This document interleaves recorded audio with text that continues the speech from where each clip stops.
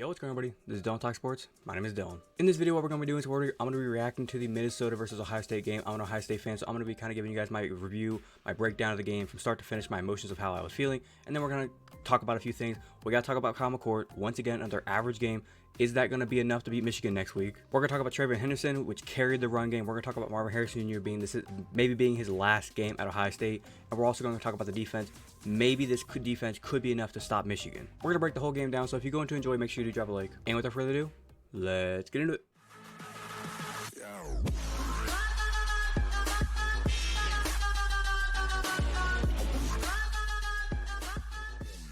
Okay, now as you can see, 3-37, it's pretty much a beatdown. The thing with this game was most of the starters, like Marvin Harrison Jr., TreVeyon Henderson, most of the big-time players, they all came out in like the late second quarter, early third quarter, mainly because it was senior day. A lot of the seniors are going to be playing in this game. With senior day, they're going to have all the seniors out there, so guys like Kyle McCord, TreVeyon Henderson, Marvin Harrison Jr., obviously they're starters. They want to get them out before anything bad could happen injuries-wise. But they want to get a lot of the seniors, the walk-ons, the guys that this might be their only chance to ever play college football. Even if it's just one snap, just blocking a handoff, anything like that, this is their chance to go play some football. Now that that's out of the way, kind of looking at the game, you can kind of see from the whole entire game, the first half, once again, one of the things I keep on talking about with Ohio State is they start off so slow. They need to pick up the pace. And in order to beat Michigan, they're going to have to come out there first drive, get a touchdown. Second drive, get a touchdown. In this game, as you can see, first drive, they came out there, got a touchdown. Was it with Marvin Harrison Jr.? No, it was actually a lot of running. A lot of handoffs to Henderson, a lot of handoffs to Trainum. There were some throws to Cade Stover. There was, I believe, one throw, like a jet sweep to Mecca Ibuka. They were getting everybody involved except for Marvin Harrison Jr., which I do like that because it makes it look like they kind of put Marvin Harrison Jr. way out on the outside. They get a corner and a safety to double team him. Right there, you have two defenders you don't even have to worry about for this run or jet sweep or tight end screen. Anything like that, any of the plays you want to run, you can run them with two defenders not even in the picture. In the second quarter, things kind of slowed down. We were settling for a lot of field goals. It seemed like we were getting down into enemy territory, but we couldn't just punch it in. There were some moments where it was like 3rd and 5, 3rd and 8, where maybe the throw was there. There was at one point in the second quarter, I believe, or the third quarter, where Kyle McCord had a corner. It was a corner blitz. He came off of him. The safety is like 15 yards away from, I believe, Julian Fleming. It was either Fleming or Harrison, and the receiver just took off. If Kyle McCord would have snapped it, looked, thrown it, he might have been able to shake the safety and get into the end zone for a touchdown. But instead, he's looking over here. He's looking at Cade Stover, kind of running across. And then last second, he does look over. The corner's about to hit Kyle McCord, and he has to just kind of dirt the ball. At the end of the second quarter, it looked like we were probably going to try to go down the field, get another score before the half. We started running the ball. Minnesota was kind of debating on calling their timeouts. We ended up getting the first down, and I was thinking, okay, about 40 seconds ago, let's go. We do absolutely nothing. I said this in multiple videos reacting to Ohio State games before. Ryan Day's coaching strategy is like up and down, up and down. He's got some great play calls when sometimes it matters. And then in other moments, it's like you're kind of scratching your head saying like, Ryan, you there? First play in the second half, we were able to get TreVeyon Henderson to just come out, punch the ball straight up field, 75 yards, easy tutty. Right after that, we got a fumble. I forget exactly who it was. I think it was Tyleik Williams who got the fumble, and we were able to get an easy touchdown to Marvin Harrison Jr. After that, it was kind of just putting the game away. We got a field goal. We got another touchdown. And by midway point in the third quarter, like I said, TreVeyon Henderson, Marvin Harrison Jr., a lot of the guys that were not seniors and the stars of the team, they were already out of the game. They were not going to be in there anymore. And overall, I think it was a well-rounded game. There were a couple of low points, like I said, Ryan Day making some questionable calls. The defense, I think, played pretty sound the entire game. They said at one point there in the fourth quarter, the entire game, Minnesota had 6 first downs. That's it. That is great. Now, I understand you're playing Minnesota. You can't get really excited about it. But then again, look at the team Michigan played the other day. They played Maryland. Maryland's not really the best team in the world either. Now that we've kind of gotten through that, let me talk about a couple things. First up, injuries. I believe Ransom was not playing in this game, and Eichenberg was also listed as out for this game. But it was weird because during like the third, fourth quarter, they showed Eichenberg on the sideline with his jersey and his pads on, but he was on the sideline.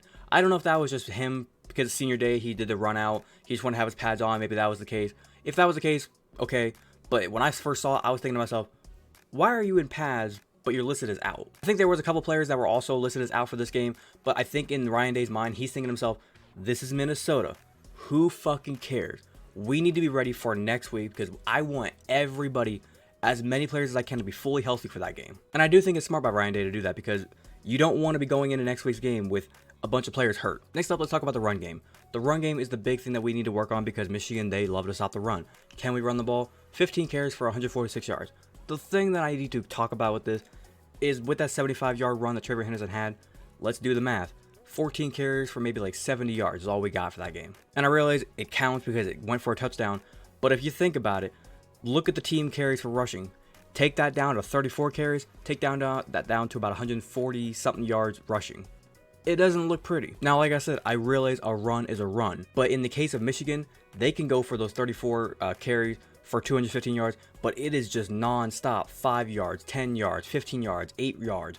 It is just beating you up. Whereas with Ohio State, it seems like we can get 2-yard runs, 3-yard runs, maybe a 5-yard run, and then every once in a while we just pop one.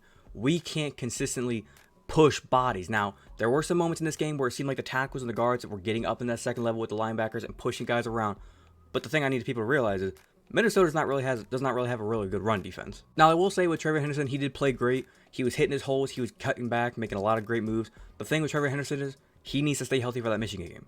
If he is healthy, it gives us a chance because he is the X factor. Next up, let's discuss the defense. The defense is the problem that I kind of think they are good to go for the Michigan game, but I also think they could have some things to work on. If you look at a stat right here, yeah, the thing called sacks, only 2 sacks in the game is not something exciting about this team. And I say that because we've looked at Ohio State teams in the past where if you're going to beat a team, you need to get pressure on the quarterback. Are we getting some pressure? Yes, but it's not the pressure that we want to see. It's like we're never getting to the quarterback.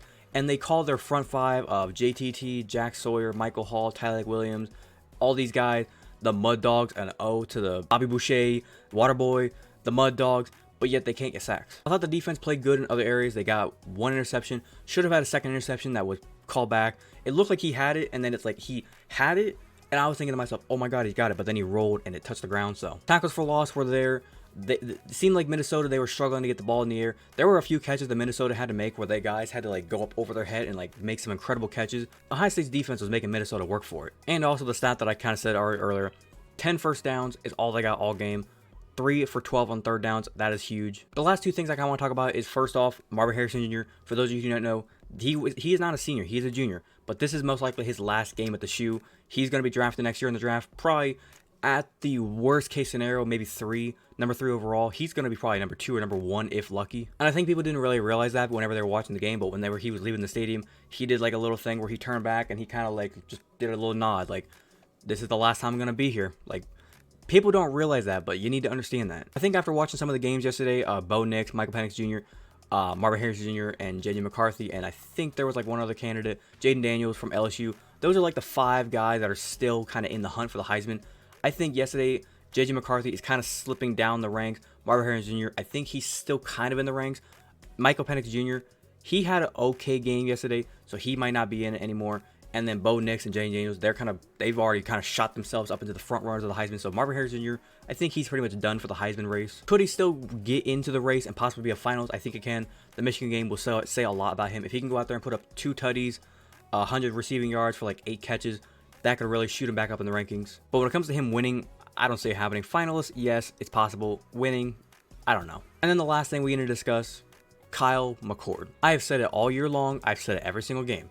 If Ohio State wants any chance of a national title, this man needs to go off. And not go off like he needs to carry the team.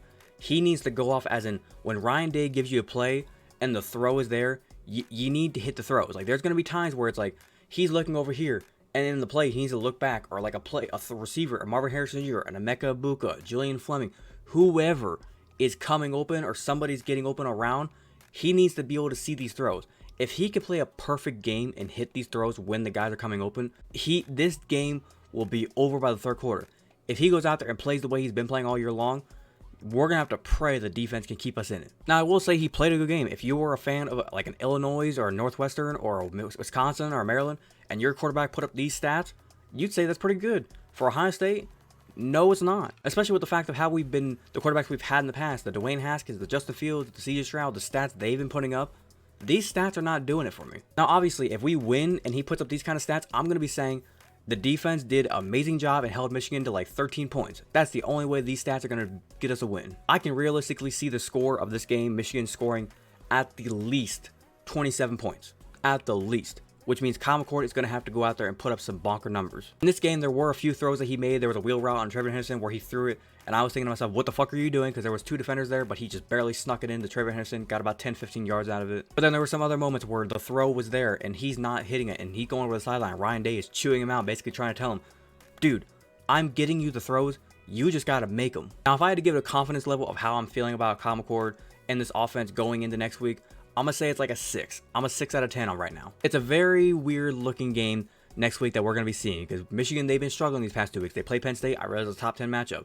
They played Maryland this yesterday. That game was too close to be calling for when it comes to the Michigan's POV. They did not want that game to be that close. It's going to be an exciting game next week, and I can't wait for it. But like I said, Kyle McCord, he needs to step it up. I think when it comes to an X factor, Trayvon Henderson is there, Emeka Egbuka is there. If Marvin Harrison Jr. gets locked up, double team, triple team, somebody else needs to get open.